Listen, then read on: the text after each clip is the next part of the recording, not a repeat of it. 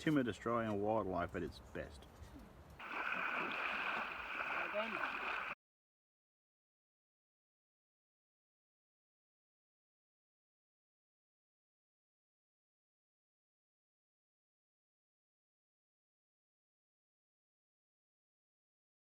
Hi guys, it's Mike here from KS Bushcraft Down Under.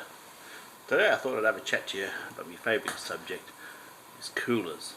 So I've had a couple of comments, because I've got some pretty high-end coolers, Pelican, Yeti, and a few people comment I wouldn't spend that type of money. And really, if you're going to the beach or the game, you don't have to. There's serious advantages to having a cheaper cooler. I mean, I live in a very hot climate. You can hover in the 40 degrees Celsius mark for days on end. And I travel. So for me, having a good ice retention is important.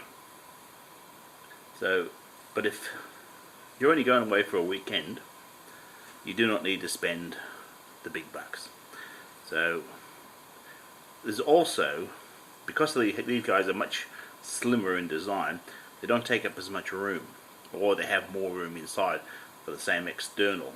So at the rear I've got a 20 quart Pelican. Now it's got the same physical presence of this one here, which I worked out at 28 litres, and the slightly taller Willow at 33 litres. And the Tundra 45, which is the equivalent of these ones at the front, close enough to it, of 11 kilos, whereas both of these coolers are under 3 kilos. So a big weight saving, which makes up the difference. And price wise, equivalent models of these available. There's still one, the Willow's still out there. The Esky Sport I couldn't find. Sell for, the Esky ran 40 Australian dollars, and the Willow 50 Australian dollars, and probably a lot less on sale. I said these were absolutely free. So a few years ago I cut through an old, well, an 80s I would say, Coleman cooler, a plastic one, and it was 2 layers of plastic with injection foam inside. Now I've had a quick squizzing at the Willow, and I expect the Esky to be the same. No longer injection foam, and there's no insulation at all in the lid. Now I suspect, well, I've seen that one, that this one, the Esky as well, is just sheets of polystyrene. So I'm going to disassemble it. It's got screws on the bottom. We'll have a look inside. And so I've watched a few tests on YouTube. Now, filling the lids with expander foam should make a big difference for very little cost. But if there's any gaps in the styrene sheeting in the base, and I feel there is, it could be the real stumbling block if you really want to improve the performance of a cheap cooler. So we'll have a look inside and see how they're constructed. I was watching one YouTube video, and a guy had these sitting inside a hot vehicle. One modified, one not, and the unmodified one outperformed it. And he basically just put a seal on it and filled the lid full of expander foam. So I couldn't understand why it didn't. There's a chance that, yes, with greater mass comes greater retention of heat. So if you store a cooler weighing 11 kilos in a hot environment, then throw ice in it, it's got to get that mass down to a cool temperature. So that's why it's important to pre-chill them if you're going for the long haul. So, difference in price, you could buy 90 bags of ice, so you can buy a lot of ice. And with more internal space, there's more room for ice. So guys, if you're interested in this, hang in there. Okay guys, I removed the 4 base screws, so you can see the 4 holes. So this styrene isn't a complete piece, which I was pleased to see. There is air spaces down the 4 corners, but there is a pretty decent sized cutout. And the only thing I can think of is maybe some of these have an external drain on it. Can't see any other reason for that being there.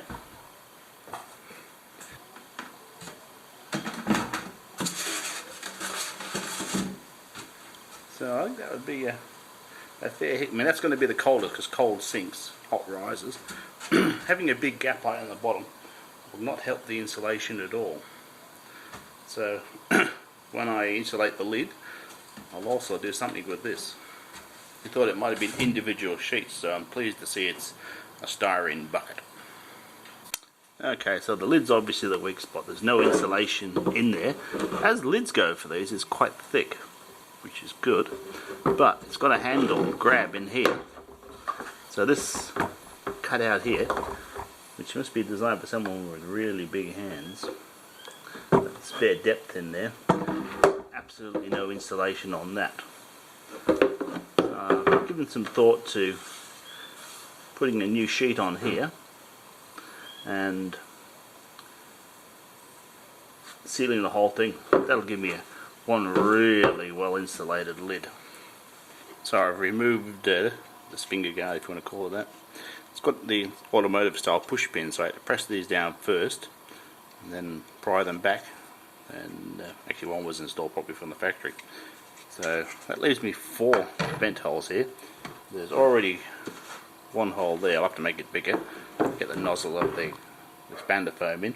So if I drill one in here, possibly one there, maybe one there, I should be able to see the progress of the expanding foam. Okay guys, I've misted the inside of the container with fresh water, as it mentions on the instructions. I've also rubbed the outside down with some cheap cooking oil. I'm hoping that might make cleanup easier, because I've seen some guys struggling on YouTube. And we'll be ready to start. I put it on an old towel because this is going to get messy, I can just guarantee you that. I've cut a piece of plate which I've also greased with oil for the piece on the inside, and we'll see how we go.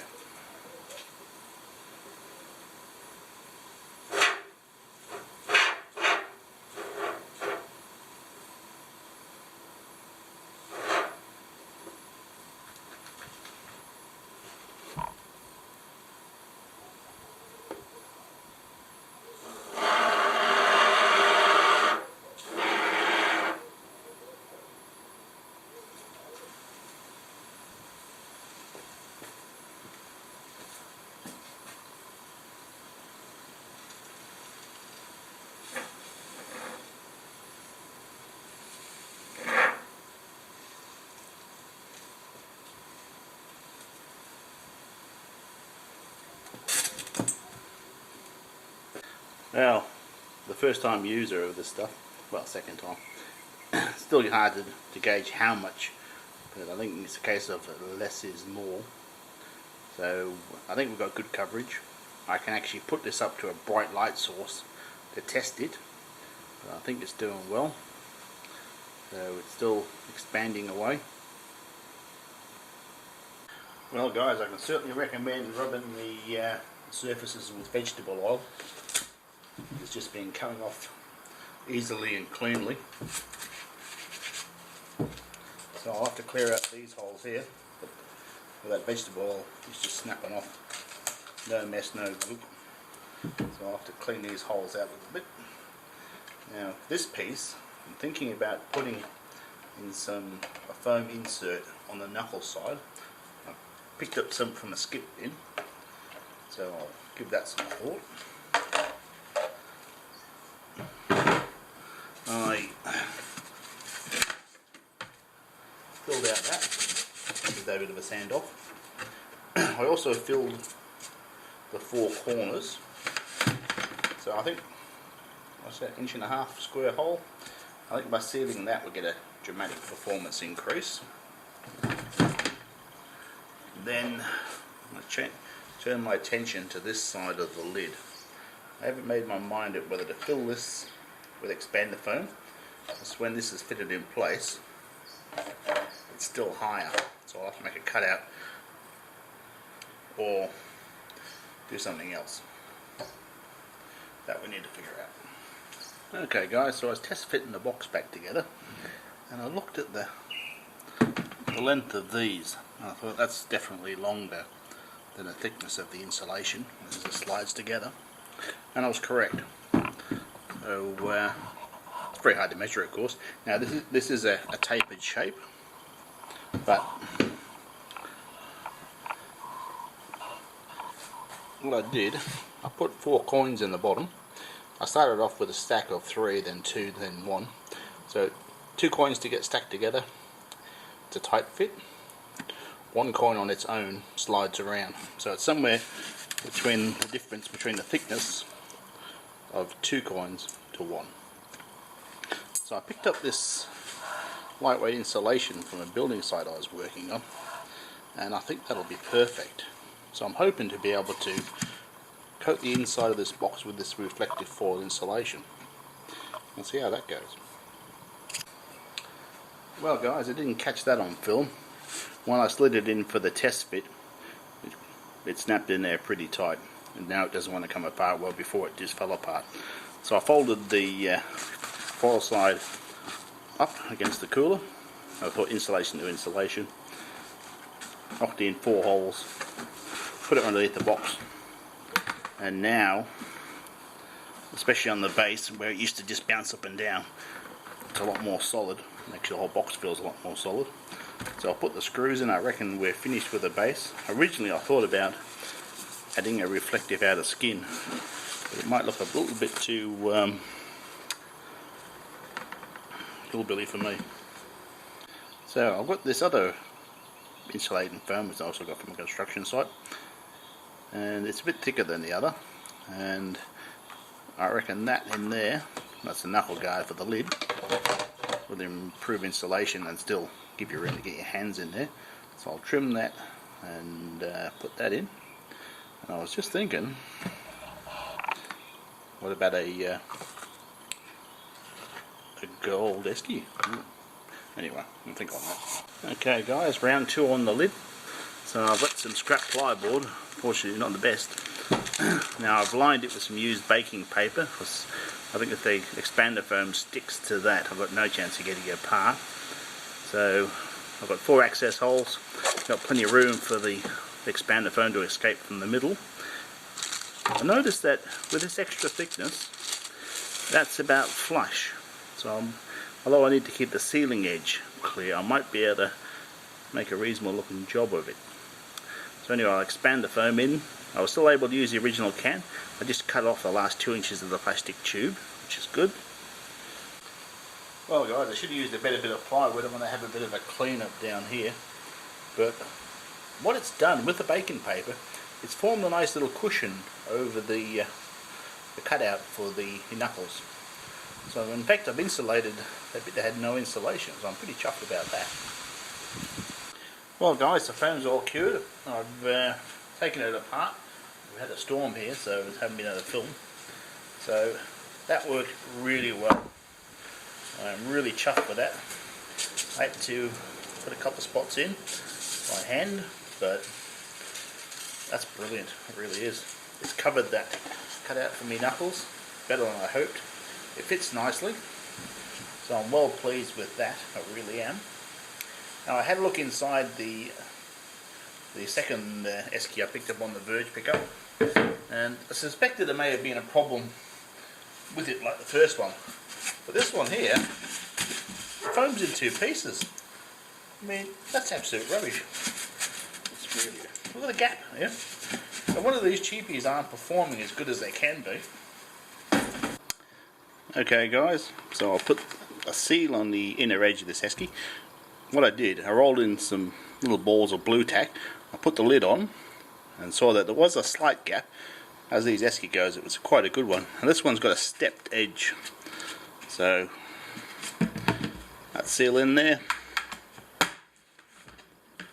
Got a nice solid lock up, so that's good. So I reckon we'll call this done. We've insulated the inside of the lid, base of the lid, we put the reflector foil in, we patched the hole in the styrene for the drain, and we put the reflector foil in inside there as well. So I'll call this stage 1. So fortunately it's winter here in the southern hemisphere, but that's pretty mild by global standards. And we'll do a nice comparison test between the hacked one and the unhacked, and I think even though the weather is cooler, we should get some solid data.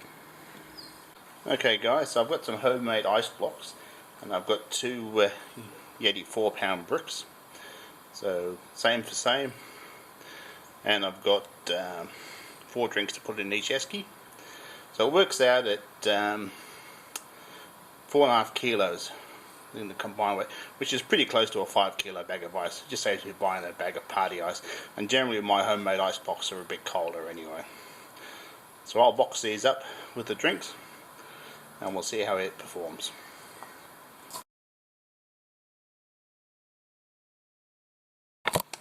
So guys, this is day 2. This is the hacked one. So there's the ice there.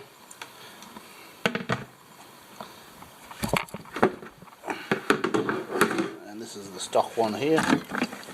There's actually 400 grams of more ice in the modified one.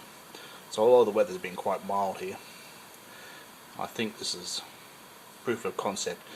There's 400 grams more ice in the hacked one. We've improved the insulation. So guys, day 3. Now yesterday afternoon the stocky was out of ice, and this one 6.4, so that's still in the fridge temperature range. Cabinet 9.5. I have it open like this.